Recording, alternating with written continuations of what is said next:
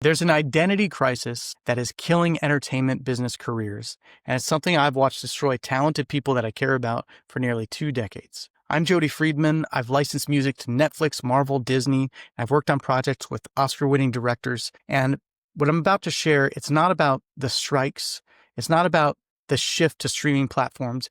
It's about this invisible crisis that's been building long before any of that.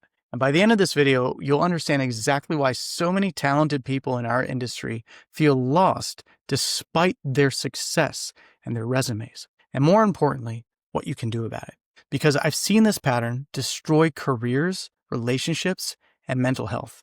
And it's time we talked about it. We're going to start with the creative identity trap. This is when your self-worth becomes tied to your last project's success. And when we work in a business where credits carry weight, you're always trying for the next project. You're always trying for the next credit.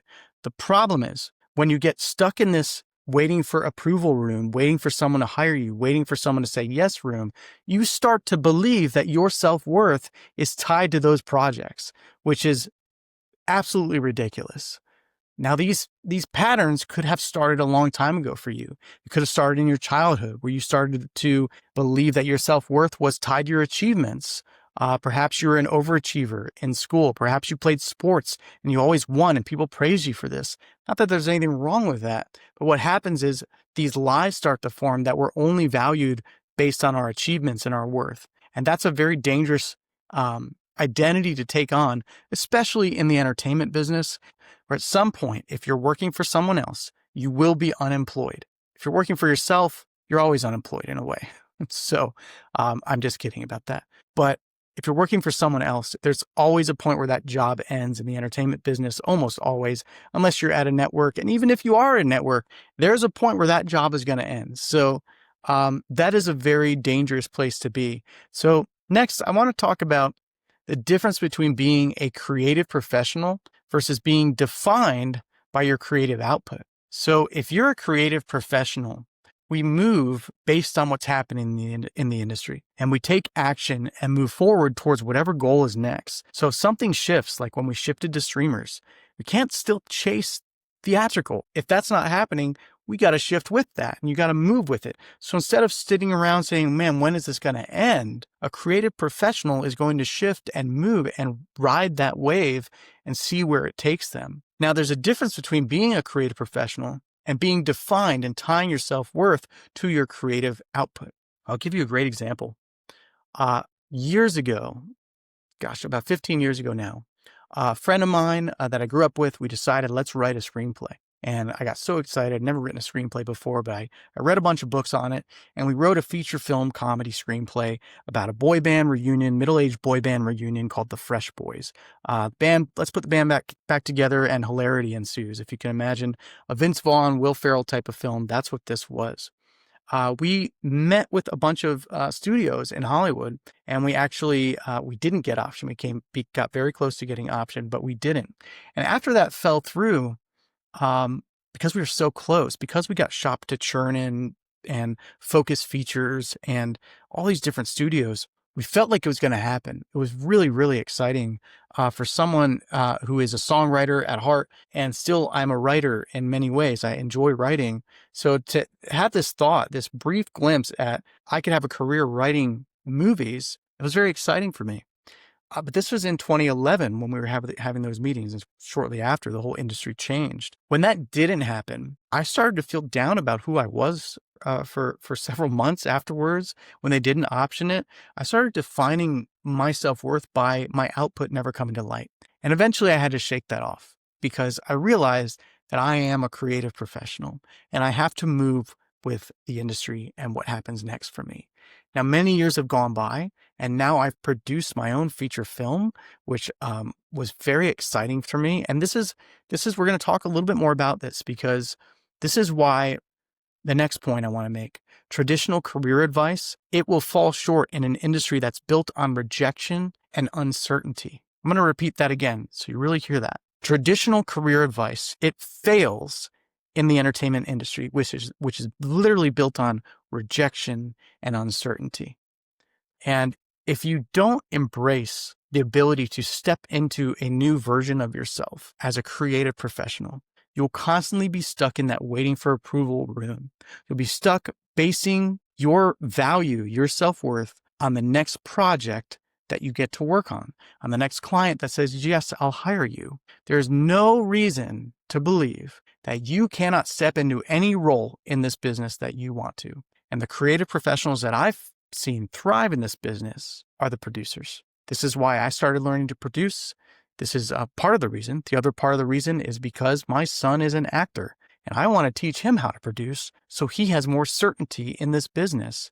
Because the scariest thing for a parent is knowing that your child has chosen a path that is very, very unpredictable. So to give them some support and some tools that they can use to have more predictability is extremely valuable. But that's partly why I decided to go down that path. And for me, that was exciting. And my point is, I had to destroy this version of myself where I said, I'm not a producer.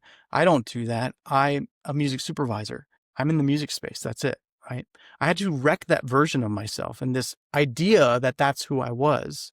Even though it serves me, even though I enjoy that, it still serves me. I had to wreck the idea that I was limited by this space. This is why I hate when someone says, what do you do? It always depends who I'm speaking to. I've learned to adapt now. My answer depends who I'm speaking to. If it's a general question, I can say, what do I do? Well, I do graphic design. I do editing. I'm a songwriter. I'm a producer. I'm a music supervisor. I'm a publisher. I'm a record label owner. I play soccer. I eat sushi. Like, what do you do? This idea that society has created that we have to put ourselves in a box because people like to think and in labels and put you in a box. So that is, it's a challenge, especially in a creative industry when you're moving. And now I'm a coach. And at the end of the day, if you look at the big picture of what I do, I'm an entrepreneur. I'm a serial entrepreneur. I own multiple businesses and I love that. And each business operates independent of one another. And I feel like a puppeteer sometimes, just, moving the parts of those businesses. And it's a lot of fun for me. I very much enjoy that.